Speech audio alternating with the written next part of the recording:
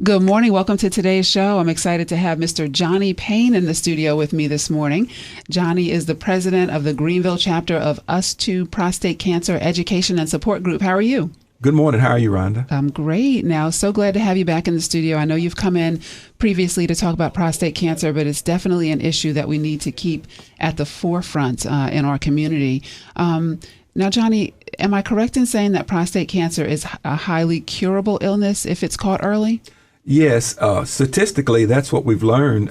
If we can catch this disease in stage 1 before it has chance to spray it to the lymph nodes and the bones, and we treat it with either surgery or radiation, most times we can cure this disease. Okay. Are there any signs and symptoms of prostate cancer? There are, but unfortunately, most times with early stage prostate cancer, there are no noticeable signs and symptoms. And that's the issue. And that's why we encourage the screening, because many times we discover this disease just through a routine screening. The signs and symptoms that do manifest itself oftentimes come a little later on. And when they do come, they're beyond the stage where we can cure it. Oh, wow. Okay. So just extremely important to be tested. And at what age should you first be tested for prostate cancer? Does it matter?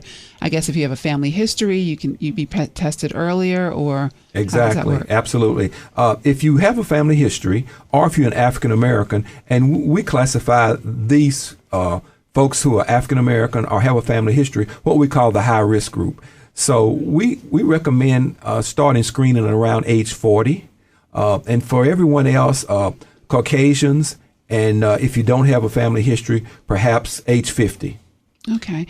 Now, some people may be listening and they're like, I'm 19 years old, I'm 18, 20, I don't need this information. But it's really important that you pass this information along to your dads, to uncles, anyone, friends in your family that don't get regular doctor's visits. You might not be at the age to go and get tested, but it's really important that you encourage others to do that.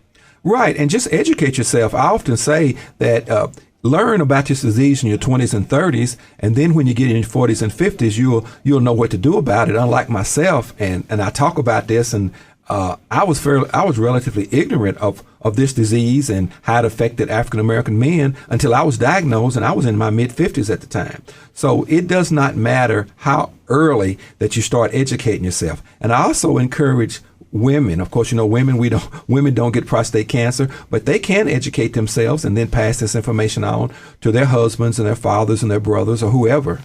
Okay. And how often should you be tested for prostate cancer? Is it something that you do on a regular doctor's visit?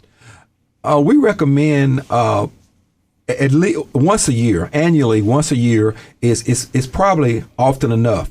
And even at that, if you start getting screened and you don't have a suspicious PSA reading or a suspicious DRE, that you might be able to go 2 years. And the key is not what the reading is. Mostly what's most that we need to notice is the amount of change, the change. If it's growing relatively fast, then maybe you should even get screened more often. And if it's growing relatively slow, that means rising, I should say. If your PSA is rising relatively slow, you might be able to go 2 years. It's all in a personal thing. And that's why the education is so important. That's what we do within US Too. We try to educate. And the more we learn about this disease and the more you learn about it, if you're a person that might be at risk, the better that you can take care of getting screened.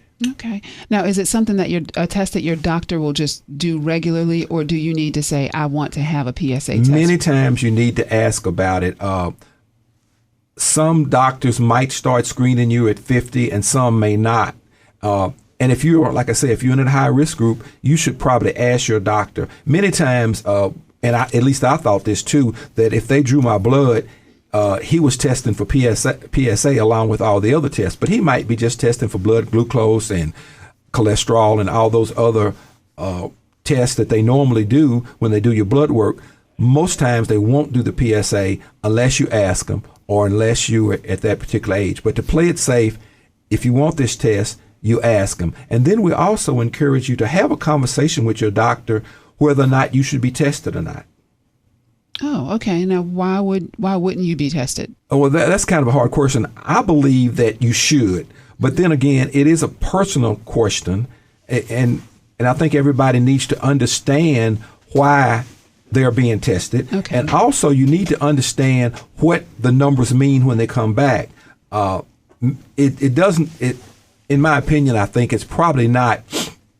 It's not recommended to just go get tested, get the numbers back from your doctor, then go about your life. You need to understand what those numbers mean, whether or not you're at risk, what would be the next step if you do show a higher than normal PSA or a suspicious DRE. I guess it all gets back to the education part of it. Okay. You need to learn as much about it as you can, and you learn that by talking to your physician. You learn that by doing research on your own, and you learn that by attending support groups such as US Too. Did you become involved with the US Too prostate cancer and education and support group because you were a survivor? How did that come about? Right. Well, when I was diagnosed, I was just trying to find out as much information as I could. For example, like I said, I did read it on my own. I talked to my doctors, and then I sought out a support group, and I got in contact with US Too and continued on from there.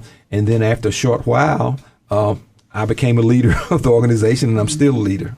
Oh, wow. Okay. Talk about the support that US Too offers men and prostate cancer survivors. Well, what we do, we're a group of mostly made up of survivors. Although there are some men that attend our meetings who are not survivors, and some spouses and partners attend with their men. We have two missions within US Too.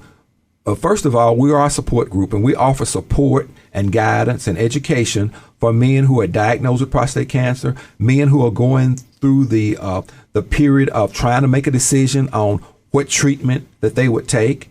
In our group, we have probably men who've experienced all the different types of treatment, and they don't mind sharing that with people who are in that decision-making process.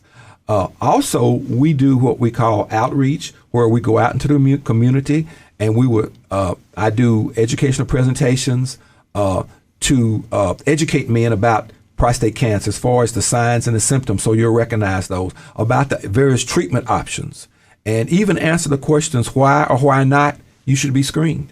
Okay.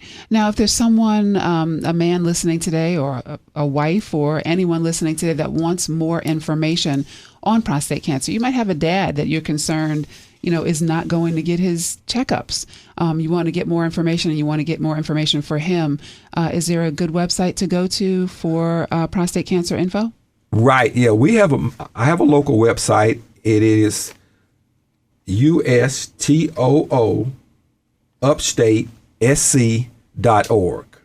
And that's a local website. It is also linked to the international website.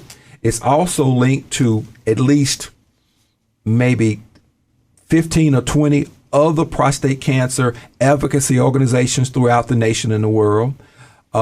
This website will give you information on our meetings, when we're meeting, the topics that we will be having each month. We meet the first Monday of each month, except summer. We're off June, July, and August. During September, we meet the second Monday because the first Monday is Labor Day. We try to avoid Labor Day. This Monday is our last meeting of the session because it's May. We won't meet in June. Our topic for Monday will be erectile dysfunction. That's one of the problems that some men experience if they're suffering with prostate cancer, or even one of the side effects of prostate cancer treatment. Our speaker will be Dr. William Flanagan of the Greenville Health System, and he will be talking about erectile dysfunction, and he'll also be there to answer any general questions that anyone might have concerning prostate cancer, signs, symptoms, treatment options, and that sort of thing. Okay, Johnny, thank you so much for coming in. And I want to just encourage anyone who would like more prostate cancer information, prostate cancer awareness information, to log on to US Too's website. The website is USTOO upstatesc.org. Johnny, thank you so much for all the information. Thank you.